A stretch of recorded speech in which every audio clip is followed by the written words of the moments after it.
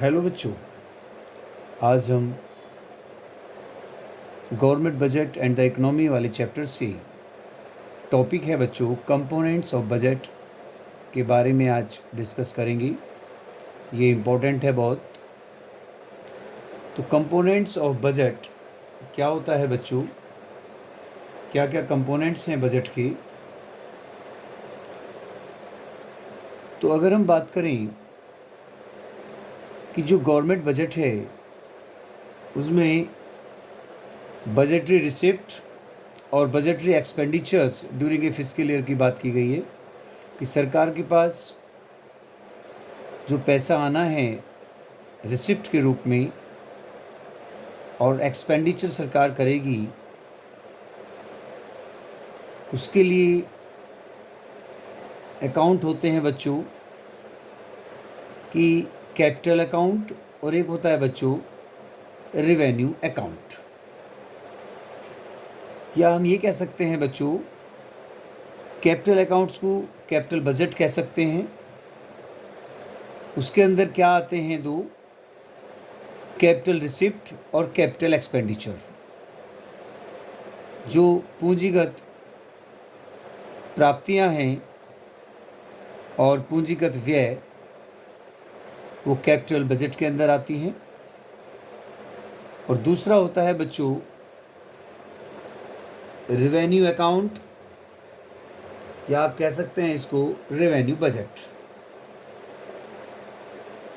इसमें दो आते हैं रेवेन्यू बजट में भी, रेवेन्यू रिसिप्ट और रेवेन्यू एक्सपेंडिचर, राजस्व प्राप्तियां और राजस्व व्यय।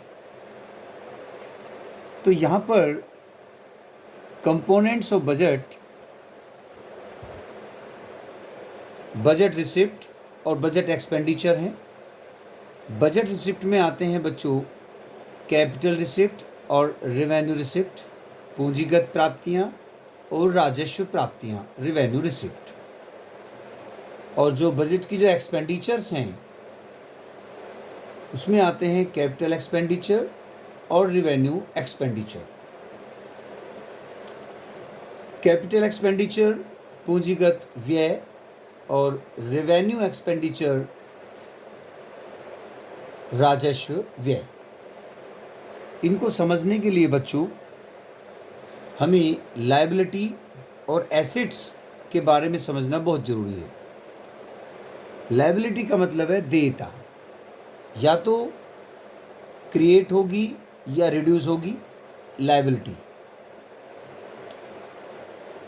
एसेट में या तो क्रिएट होंगे या रिड्यूस होगी या नो चेंज। केवल इन डेफिनेशंस में लायबिलिटी और एसेट्स के बारे में ही डेफिनेशन क्लियर की जाती है कि या तो लायबिलिटी क्रिएट होगी या लायबिलिटी रिड्यूस हो जाएगी, जो देता है कि आपने उसको वापस करना है। या एसेट्स की बात करें, क्रिएट होंगे या रिड्यूस हो जाएंगे या कोई भी चेंज नहीं होगा। तो हमेशा याद रखें लायबिलिटी और एसेट्स इन डेफिनेशंस में यूज़ किया जाएगा। कैपिटल रिसिप्ट्स, पहला है बच्चों कैपिटल रिसिप्ट्स। कैपिटल रिसिप्ट्स पूंजीगत प्राप्तियां। तो लायबिलिटी और एसेट्स पर फोकस करते हैं इसमें डेफिनेशन याद करने के लिए, और हम प्रयोग करेंगे आइदर और का। आइदर और का मतलब है या तो ये या ये, सेकेंड वाला। तो इसमें क्या होता है, कैपिटल रिसिप्ट्स में जो लायबिलिटी है वो क्रिएट होती है और जो एसेट हैं वो रिड्यूस हो जाते हैं। कैपिटल रिसिप्ट्स में कोई भी अगर एक कंडीशन सेटिस्फाई है इनमें से, लायबिलिटी क्रिएट हो या एसेट्स रिड्यूस हो जाएं, तो हम उसे कहते हैं कैपिटल रिसिप्ट्स। तो डेफिनेशन इससे बनेगी बच्चों कि कैपिटल रिसिप्ट्स या those receipts of the government which, either का प्रयोग, either create liability, liability creates हो जाए, और रिड्यूस एसेट्स, जिसे बोलते हैं कैपिटल रिसिप्ट्स। तो लायबिलिटी क्रिएट्स, बढ़ रही है, लायबिलिटी क्रिएट हो रही है, और एसेट्स जो हैं रिड्यूस हो रहे हैं। कोई सी भी एक कंडीशन अगर सेटिस्फाई हो जाती है तो हम कहते हैं वो कैपिटल रिसिप्ट में आएगा। एग्जाम्पल्स जैसे बोरोइंग फ्रॉम आरबीआई या borrowing from commercial bank, or borrowing from public, borrowing from rest of the world. तो जब बोरोइंग किया जाएगा आरबीआई से, सरकार जो है आरबीआई से जब उधार लेती है तो उनको उस पैसे को लौटाना भी है, अर्थात उनकी लायबिलिटी भी है कि वो वापस भी करना है। तो इसका मतलब है बोरोइंग से क्या हो रही है, लायबिलिटी इंक्रीज, और जब लायबिलिटी बढ़ रही है आपकी, क्रिएट हो रही है लायबिलिटी, इसका मतलब ये क्या है, कैपिटल रिसिप्ट है। ये जो बोरोइंग कर रहे हैं RBI, commercial bank, public, rest of the world से, इन्हें बोलते हैं डेब्ट creating capital receipt. Borrowing from RBI, commercial bank, public, rest of the world से, क्योंकि लायबिलिटी इंक्रीज है, और इनको जो हम कहते हैं जो बोरोइंग है हमारी डेब्ट है क्रिएटिंग कैपिटल रिसिप्ट। तो यहाँ पर लायबिलिटी इंक्रीज हुई, इसलिए क्या है, ये कैपिटल रिसिप्ट्स हैं। जो भी बोरोइंग होगी वो कैपिटल रिसिप्ट है। डिसइन्वेस्टमेंट भी कैपिटल रिसिप्ट है। क्यों? रिकवरी ऑफ लोन, ये भी कैपिटल रिसिप्ट हैं। रीजन क्या है कि जो डिसइन्वेस्टमेंट का मतलब है बच्चों कि जो गवर्नमेंट के शेयर हैं उनमें से कुछ पार्ट सरकार ने सेल आउट कर दिए। इसका मतलब है जो उनके एसेट्स हैं, सेल आउट करने का मतलब है गवर्नमेंट ने अपने शेयर सोल्ड आउट कर दिए। ये शेयर चले गए मार्केट में, उनका पार्ट, कुछ पार्ट उन्होंने शेयर कर दिया। तो इसका मतलब उनकी जो एसेट्स हैं सरकार की जो है वो क्या हो जाते हैं, रिड्यूस हो जाते हैं। और जब रिड्यूस की बात आई, कम हो गए जो शेयर हैं सरकार के, इसका मतलब वो है आपका कैपिटल रिसिप्ट, एसेट्स रिड्यूस। इसलिए क्या है वो डिसइन्वेस्टमेंट कैपिटल रिसिप्ट है। तो डिसइन्वेस्ट का मतलब है कि सरकार क्या करती है, जो अपने शेयर वगैरह होते हैं उनको सेल आउट कर देती है सरकार, जिसे कहते हैं डिसइन्वेस्टमेंट। इसका मतलब एसेट्स क्या होगी, रिड्यूस, और जब एसेट्स रिड्यूस हो जाते हैं तो डिसइन्वेस्टमेंट हुआ। तो ये नॉन डेब्ट क्रिएटिंग कैपिटल रिसिप्ट कही जाती है। नॉन डेब्ट, यहाँ पर बोरोइंग की बात करी थी तो डेब्ट हो गई, यहाँ पर डेब्ट नहीं है, एसेट्स रिड्यूस हो रहे हैं, इसलिए नॉन डेब्ट क्रिएटिंग कैपिटल रिसिप्ट है। दूसरा, recovery of loans. Recovery of loan का मतलब है कि इंडिया ने, जो हमारा देश है, उसने कभी दूसरे कंट्री को लोन दिया था। अब वो जो लोन दिया सरकार को, मान लो इंडिया ने जापान को लोन दिया 5 करोड़ का, अब वो पैसा क्या आ रहा है बच्चों, वापस हो रहा है। रिकवरी ऑफ लोन, लोन की रिकवरी हो रही है, वापस आ रहा है इंडिया के पास। इसका मतलब है जो सरकार के जो एसेट्स थे, अब वो धीरे धीरे क्या हो गए बच्चों, जब वापस आना शुरू हो गया तो एसेट्स कम हो गई, रिड्यूस हो गई। इसलिए क्या है वो कैपिटल रिसिप्ट्स है, अर्थात लोन का जो एसेट है वो खत्म हो रहा है।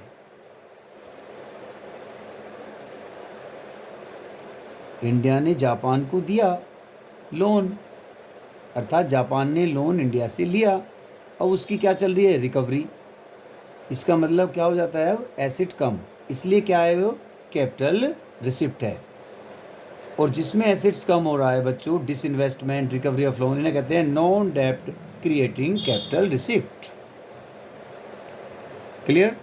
तो बस फोकस करना है, लायबिलिटी क्रिएट हो रही है या एसेट्स रिड्यूस हो रहे हैं, इनमें से अगर कोई भी एक कंडीशन सेटिस्फाई है तो वो कैपिटल रिसिप्ट है। नेक्स्ट है बच्चों कैपिटल एक्सपेंडिचर। कैपिटल एक्सपेंडिचर का मतलब है कि जो पूंजीगत व्यय है, इसका मतलब है कि जो एसेट्स हैं वो क्रिएट होंगे और लायबिलिटी आपकी रिड्यूस हो जाएगी। आपके एसेट्स क्रिएट्स और लायबिलिटी जो है आपकी रिड्यूस है। आइदर और का प्रयोग करेंगे, कोई भी एक कंडीशन सेटिस्फाई होगी तो कैपिटल एक्सपेंडिचर होगा कि सरकार ने ये कैपिटल एक्सपेंडिचर में काउंट किया जाएगा। Definition: capital expenditures are those expenditures of the government which creates assets। जो assets क्या हो रहे हैं? create assets बनेंगे अब, और reduce liability। तो क्या है बच्चों कि जो liability है वो reduce हो जाएगी और जो assets हैं वो create होंगे। ऐसे हैं क्या, वो एग्जाम्पल समझते हैं।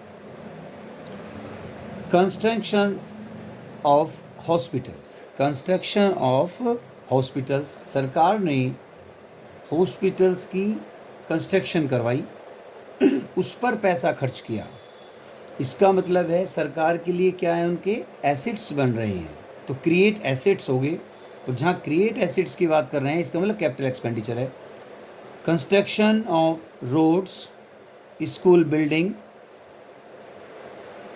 तो जब सरकार इन पर सरकार खर्च करेगी स्कूल बिल्डिंग बनवाने में, रोड्स बनवाने में, हॉस्पिटल्स, तो एक तरह से सरकार के एसेट्स क्रिएट हो रहे हैं। तो इसका मतलब एसेट्स तैयार हो गए सरकार के। तो जब एसेट्स तैयार हैं इसका मतलब क्या है, कैपिटल एक्सपेंडिचर है। या परचेज ऑफ लैंड, सरकार ने लैंड खरीदी, मशीनरी खरीदी, इक्विपमेंट्स लिए, तो एक तरह से सरकार के क्या हैं, एसेट्स क्रिएट हो रहे हैं। इसलिए construction of hospital, road, school building, purchase of land, machinery, equipments etcetera, ये क्या है, कैपिटल एक्सपेंडिचर, चूंकि एसेट्स क्रिएट हो रहे हैं। रीपेमेंट ऑफ लोन, कि सरकार ने यूएस से, किसी दूसरे कंट्री से लोन लिया, कैपिटल एसेट्स में लोन दिया था दूसरे कंट्री को, अब दूसरे कंट्री से सरकार ने अब क्या लिया है, लोन लिया है 5 करोड़ का। अब उसका क्या हो रहा है, रीपेमेंट किया जा रहा है, कि जो लायबिलिटी है, कि जो लोन लिया था उसकी जो लायबिलिटी है वो क्या हो रही है, अब रीपेमेंट का मतलब लायबिलिटी कम हो रही है। अर्थात वो पैसा जो है जो सरकार ने लिया था इंडिया ने, अब वो धीरे धीरे क्या हो रहा है, कम हो रहा है। इसलिए लायबिलिटी क्या होगी, रिड्यूस। अब जब लायबिलिटी रिड्यूस हो रही है इसका मतलब क्या है, वो कैपिटल एक्सपेंडिचर है। एग्जामिनेशन पॉइंट से बहुत इंपॉर्टेंट है। रीपेमेंट ऑफ लोन क्या है, कैपिटल एक्सपेंडिचर। क्यों है, चूंकि लायबिलिटी रिड्यूस हो रही है। और रिकवरी ऑफ लोन, ये कैपिटल रिसिप्ट है। क्यों, चूंकि एसेट्स जो हैं वो रिड्यूस हो रहे हैं। ओके बच्चों, कैपिटल रिसिप्ट और कैपिटल एक्सपेंडिचर। तो कैपिटल रिसिप्ट में क्या है, लायबिलिटी क्रिएट, एसेट्स रिड्यूस, इसका उल्टा है बिल्कुल। अब क्या एसेट रिड्यूस हो रहे हैं, अब क्या यहाँ पर एसेट्स क्रिएट होंगे और जो लायबिलिटी क्रिएट हो रही थी वो रिड्यूस हो जाएगी, लायबिलिटी रिड्यूस। इससे आप याद कर सकते हैं। और जो कैपिटल रिसिप्ट, कैपिटल एक्सपेंडिचर हैं, कैपिटल की बात कर रहे हैं, आइदर और का प्रयोग करना है डेफिनेशन में। इसके बाद है बच्चों रिवेन्यू रिसिप्ट। तो रिवेन्यू रिसिप्ट्स में क्या है बच्चों, कि जहां हमने देखा बच्चों कि जो कैपिटल रिसिप्ट थी वहां पर थी आपकी लायबिलिटी क्रिएट और एसेट्स रिड्यूस। अब रिवेन्यू रिसिप्ट में इन दोनों को हमने क्रॉस कर दिया है, कैंसिल। इसका मतलब ये है कि ना तो लायबिलिटी क्रिएट होगी और ना ही एसेट रिड्यूस होंगे, वो रिवेन्यू रिसिप्ट है। प्रयोग करेंगे इसका हम नाइदर नोर का प्रयोग, वहाँ पर किया था हमने कैपिटल वाले में आइदर और, यहाँ पर यूज़ करेंगे नाइदर नोर। और सेटिस्फाई बोन द कंडीशन, दोनों कंडीशन अब सेटिस्फाई होनी चाहिए, जो भी क्या है आपका वो रिवेन्यू रिसिप्ट है। तो definition, the revenue receipts are those receipts of the government which, neither nor का प्रयोग, नाइदर क्रिएट्स लायबिलिटी, नोर का प्रयोग रिड्यूस एसेट्स। ना तो लायबिलिटी क्रिएट होगी और ना ही एसेट्स रिड्यूस होंगे, कम होंगे। जैसे एग्जांपल्स है इनकम टैक्स। तो इनकम जो टैक्स है बच्चों, जब इनकम टैक्स लगता है तो सरकार के पास जो पैसा आ रहा है वो टैक्सों से, वो रिवेन्यू रिसिप्ट है। अर्थात ना तो सरकार की लायबिलिटी है कि जो पैसा आ रहा है इनकम टैक्स से उसको वापस करना है, ना तो लायबिलिटी है, और ना ही गवर्नमेंट के एसेट्स रिड्यूस हो रहे हैं। तो इसलिए ये क्या है बच्चों, रिवेन्यू रिसिप्ट है। फीस हो गया, फाइन हो गए, ये सब क्या है बच्चों, रिवेन्यू रिसिप्ट हैं सरकार के लिए। वहाँ से सरकार के पास पैसा आ रहा है। फीस से, फाइन लगते हैं। रेड लाइट आपने जंप कर दी तो फाइन लगेगा। फीस, कोई फॉर्म आपने भरा है, फीस जमा करी है तो वो सरकार के पास आ जाएगी, वो आएंगी सब रिवेन्यू रिसिप्ट। तो ना तो इसमें लायबिलिटी है कि सरकार को ये पैसा वापस करना है, और ना ही सरकार के एसेट्स रिड्यूस होते हैं इसमें। तो इसलिए क्या है बच्चों, ये रिवेन्यू रिसिप्ट। तो रिवेन्यू रिसिप्ट्स जो सरकार के पास आ रही हैं वो कहाँ कहाँ से आती है बच्चों, तो उसके टाइप हैं टैक्स रिवेन्यू और नॉन टैक्स रिवेन्यू। टैक्स से और नॉन टैक्स से। टैक्स से सरकार के पास पैसा आ रहा है, जिसे बोल रहे हैं हम, वो पैसा रिवेन्यू रिसिप्ट है। और नॉन टैक्स से भी पैसा आ रहा है सरकार के पास। तो टैक्स रिवेन्यू क्या है, it is the revenue earn by the government. ये वो रिवेन्यू है बच्चों जो सरकार के द्वारा अर्न किए जाते हैं। कहाँ से, फ्रॉम टैक्सेस। जो टैक्स है वहाँ से सरकार के पास पैसा आता है टैक्स रिवेन्यू में। किस पर, ऑन इनकम, जो इनकम कर रहे हैं वहाँ से पैसा आ रहा है, उस पर टैक्स लगा। वेल्थ हो गया बच्चों, और कॉमोडिटीज़ फ्रॉम पीपल। तो टैक्स आता है सरकार के पास, अर्न करती है सरकार। ये वो टैक्स रिवेन्यू है जो कहाँ कहाँ से आता है, पब्लिक से अगर इनकम जनरेट कर रही है, वेल्थ है, कॉमोडिटीज़ हैं, वहाँ से सरकार के पास ये पैसा आता है, जिसे बोलते हैं टैक्स रिवेन्यू। दो तरह के टैक्स हैं, डायरेक्ट टैक्स और एक होता है बच्चों इनडायरेक्ट टैक्स। पहला, दूसरा क्या हो जाएगा, इनडायरेक्ट टैक्स। Indirect tax. तो डायरेक्ट टैक्स बहुत इंपॉर्टेंट है, एग्जाम पूछते हैं कि ये डायरेक्ट लगेगा, डायरेक्टली, इनडायरेक्टली नहीं, डायरेक्ट टैक्स है। It is imposed on property. ये कहाँ पर, प्रॉपर्टी पर इम्पोज किया जाता है direct tax. And income of individual and companies, कि जो इनकम होती है इंडिविजुअल की और कंपनीज या प्रॉपर्टी की अगर हम बातें, उन पर इम्पोज किया जाता है। ये बहुत ही कंपलसरी है, जिसे बोलते हैं डायरेक्ट टैक्स। जो बर्डन है इसका, डायरेक्ट टैक्स का, can not be shifted to the other person. ये जो बर्डन है डायरेक्ट टैक्स का, किसी दूसरे पर इसको शिफ्ट नहीं किया जा सकता। जो इनकम जनरेट कर रहा है उसी पर ही टैक्स लगेगा इनकम पर, और वही पे करेगा, अर्थात किसी दूसरे पर उसको शिफ्ट नहीं किया जा सकता। जो डायरेक्ट टैक्स होते हैं बच्चों, इन्हें कहते हैं हम progressive in nature.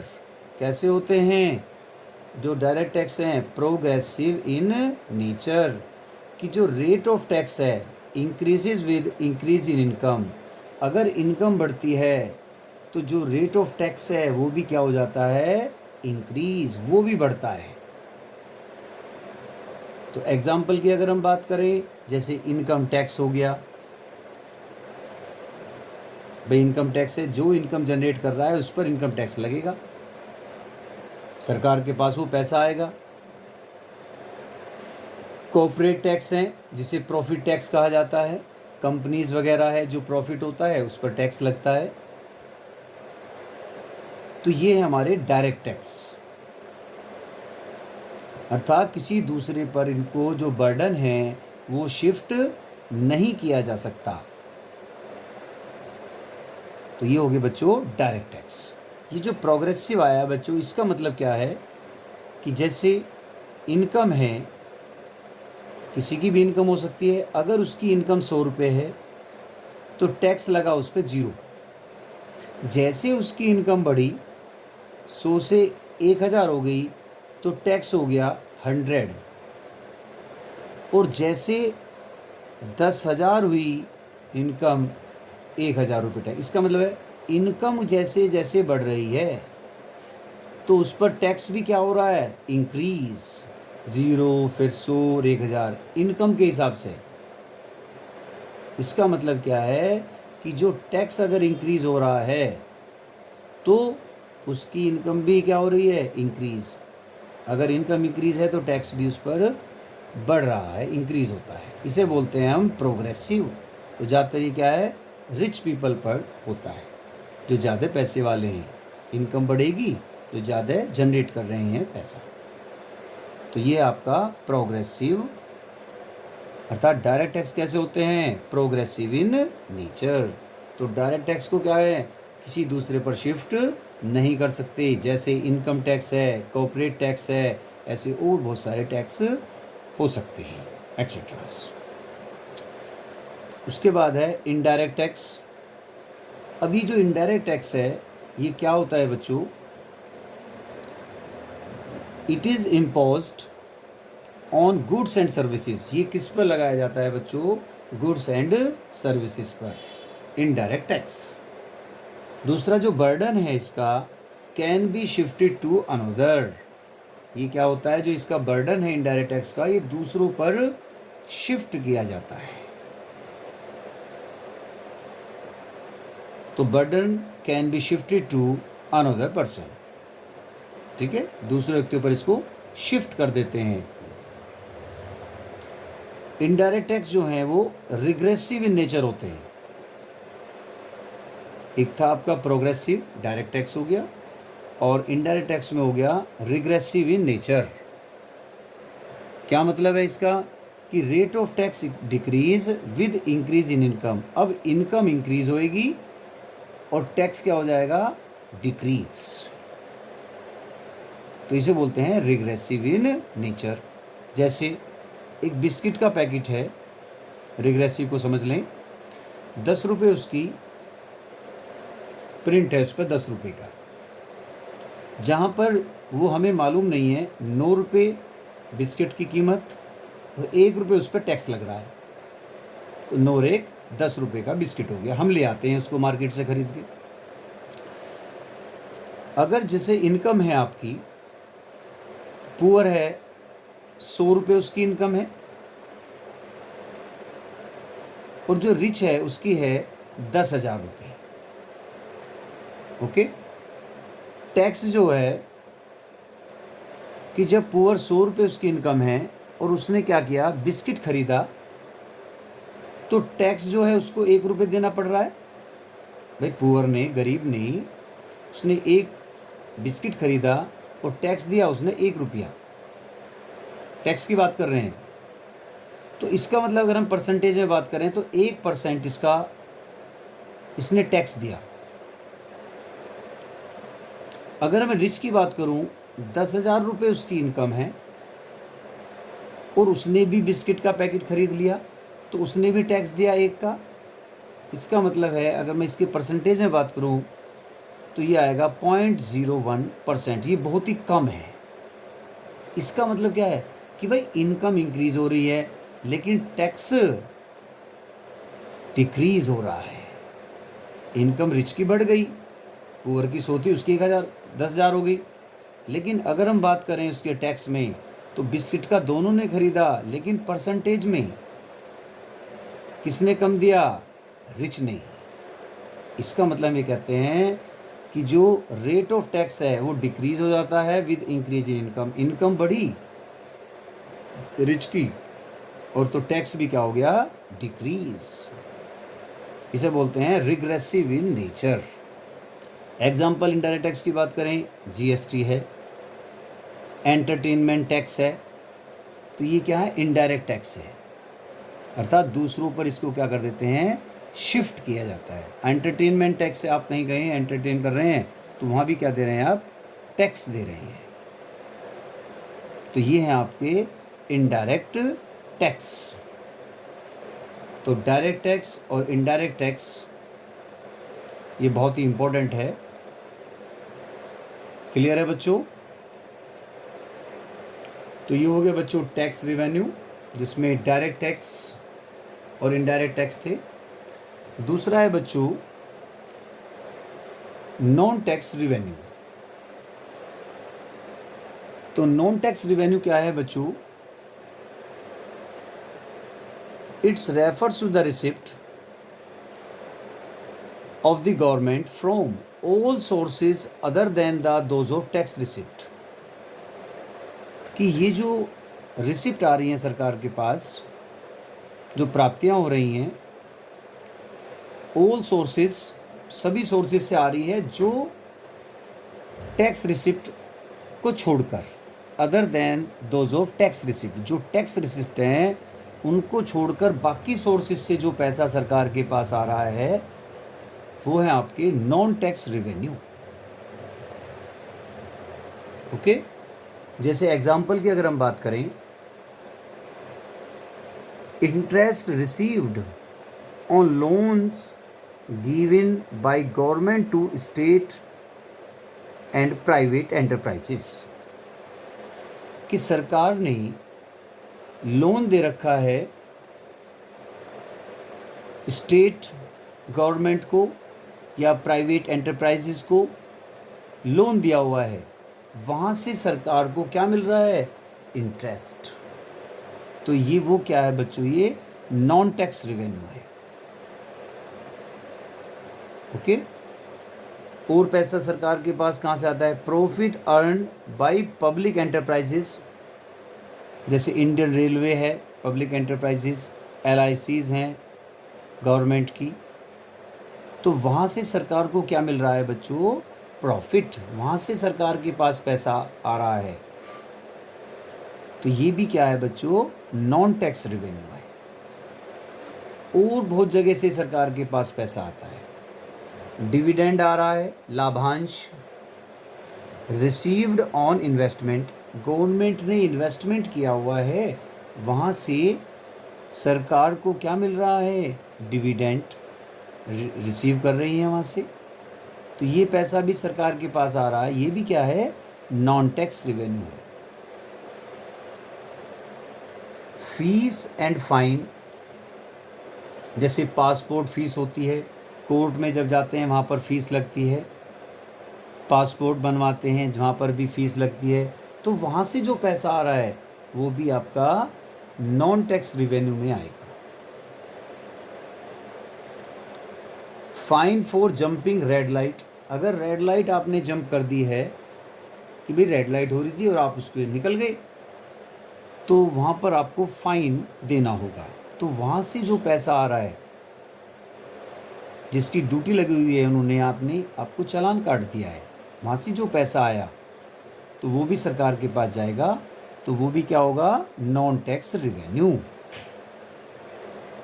Okay, grant and donations received, सरकार के पास कोई ग्रांट आ गई या डोनेशन है वो रिसीव कर ली सरकार ने, तो वो पैसा जो है बच्चों वो भी आपका नॉन टैक्स रेवेन्यू है। ओके। एस शीट्स, तो एस शीट्स का जो के थ्रू जो पैसा आता है बच्चों वो भी नॉन टैक्स रेवेन्यू में होता है। एस शीट्स हैं क्या? It is the income of the government, ये सरकार की इनकम है, on the property of a person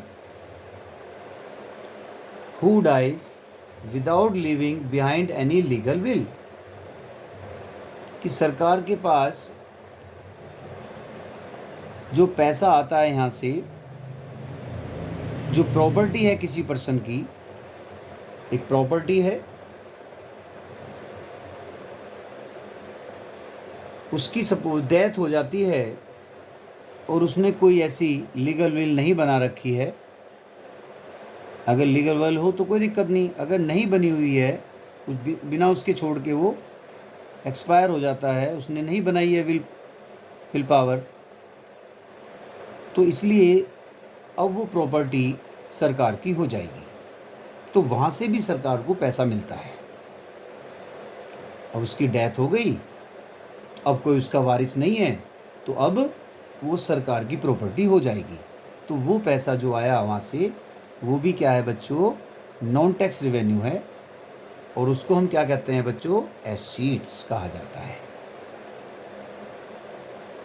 इसके बाद है स्पेशल असेसमेंट, ये भी यहाँ से भी सरकार के पास पैसा आता है जो नॉन टैक्स रेवेन्यू में ही आएगा। स्पेशल असेसमेंट क्या है बच्चों? It's refers to the payment made by owner of those properties whose value has appreciated, कि जो मालिक हैं प्रॉपर्टीज़ के, उनकी वैल्यू एप्रिशिएट हो जाती है, बढ़ जाती है, क्यों? Due to development activities of the government, सरकार ने क्या किया है? डेवलपमेंट एक्टिविटीज़ करी, जिसके कारण जो उसकी जो ओनर है, जो मालिक है, जिसकी प्रॉपर्टी है, उसकी वैल्यू बढ़ गई, तो वो क्या है? एक तरह से स्पेशल असेसमेंट है।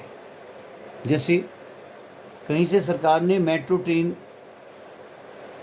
के लिए ट्रैक बनाए, वहाँ पर काम शुरू हुआ, कंस्ट्रक्शन का वर्क हुआ, मेट्रो स्टेशन बन गई वही पास में, और उनकी प्रॉपर्टी पास में है, तो अब क्या होता है? उनकी जो प्रॉपर्टीज़ है वहाँ से उनकी वैल्यू बढ़ जाती है। तो इसलिए सरकार के पास अब क्या करती है कि उन पर एरिया के अनुसार जहाँ से मेट्रो निकली है उन पर क्या होता है बच्चों? डेवलपमेंट कुछ चार्जेस लगते हैं, तो वो पैसा भी सरकार के पास आता है स्पेशल असेसमेंट के रूप में। Value of the property near A metro station is increased, कि मेट्रो स्टेशन गवर्नमेंट ने डेवलपमेंट काम किया, खर्चा किया सरकार ने, तो अब जो उसकी प्रॉपर्टी है वो मेट्रो स्टेशन के पास है, तो अब उसकी वैल्यू क्या हो गई है? इंक्रीज़ हो गई है। Then a part of development expenditure is recovered from owner, अब कुछ पार्ट ऑफ डेवलपमेंट एक्सपेंडिचर का जो है वो रिकवर किया जाएगा फ्रॉम ओनर से, जिसकी प्रॉपर्टी है उससे, in the form of special assessment के रूप में वो पैसा जो है वहाँ से लेंगे, जो ओनर है, डेवलपमेंट एक्सपेंडिचर वहाँ से रिकवर किया जाएगा, तो जिसे कहते हैं बच्चों हम स्पेशल असेसमेंट, कि उसकी प्रॉपर्टी की वैल्यू बढ़ गई, अब वो वहाँ से सरकार क्या करेगी? पैसा लेगी अब उनसे। तो ये है बच्चों नॉन टैक्स रेवेन्यू, तो यहाँ से भी सरकार के पास पैसा आता है, स्पेशल असेसमेंट हो गया, एस शीट्स हो गई, ग्रांट डोनेशन हो गए, fees and fine, dividend, profit, interest, तो ये क्या है बच्चों? नॉन टैक्स है। एग्ज़ाम में पूछ लेते हैं कभी कि भाई right any 2 examples of non tax revenue. Non tax revenue के कोई भी 2 एग्जाम्पल देने हैं तो आप वहाँ पर बता सकते हैं। इंटरेस्ट हो गया, प्रॉफिट है, डिविडेंड, कोई भी उसमें से 2 लिख सकते हैं। ओके बच्चों, अब नेक्स्ट है बच्चों रिवेन्यू एक्सपेंडिचर। तो ये भी खर्चे हैं सरकार के, रिवेन्यू एक्सपेंडिचर। तो रिवेन्यू एक्सपेंडिचर में एसेट और लायबिलिटी की वही बात कर रही हैं, बहुत कंडीशन सेटिस्फाई होनी चाहिए, नाइदर नोर का प्रयोग करेंगे। तो रिवेन्यू एक्सपेंडिचर, ये जो खर्चे हैं सरकार की, revenue expenditure are those expenditure of the government which neither create assets, ना तो assets create होंगे nor reduce liability। तो ना तो create assets हैं nor reduce liability, और both condition satisfy होनी चाहिए, तो वे क्या कहे जाएंगे, revenue expenditure। जैसे इंटरेस्ट पेमेंट्स ऑन लोन, तो ये क्या है, सरकार का रिवेन्यू एक्सपेंडिचर है कि इंटरेस्ट पेमेंट, इंटरेस्ट का पेमेंट किया गया ऑन लोन, जो लोन था सरकार पर, उसका क्या कर रहे हैं, लोन लिया था सरकार ने, उसका क्या कर रहे हैं, पेमेंट किया जा रहा है। तो ये क्या है, इंटरेस्ट पेमेंट, वो रिवेन्यू एक्सपेंडिचर है सरकार का, रिवेन्यू एक्सपेंडिचर, कि सरकार क्या कर रही है कि लोन लेने के बाद उसका इंटरेस्ट चुकाया तो उसको भूल गई, तो ये क्या है, रिवेन्यू एक्सपेंडिचर है। ना तो एसेट्स उसके कम हो रहे हैं